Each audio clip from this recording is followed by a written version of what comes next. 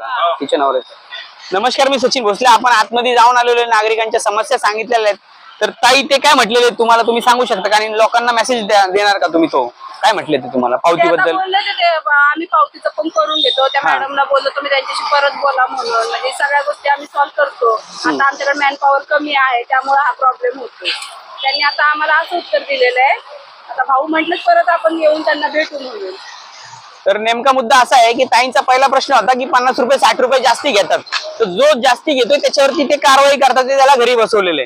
दुसरा मुद्दा असा की तुम्हाला जी पावती येणार आहे, आजपासून उद्यापासून पावती येणार आहे, त्याच्यावरती त्याचा सिलेंडरचा रेट आहे, तो रेट तुम्हाला द्यायचा आहे.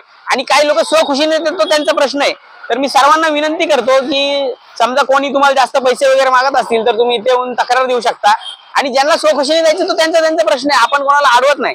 तर ताईंचा पहिला प्रश्न सॉल्व्ह झाला. दुसरा प्रश्न होता सिलेंडरचा, तो सिलेंडर उद्या मिळेल त्यांना. आणि तिसरा जो प्रश्न आहे की आपली डिलिव्हरी दुसऱ्याला जाती का, तर त्याच्यासाठी आम्ही परत येणार आहे.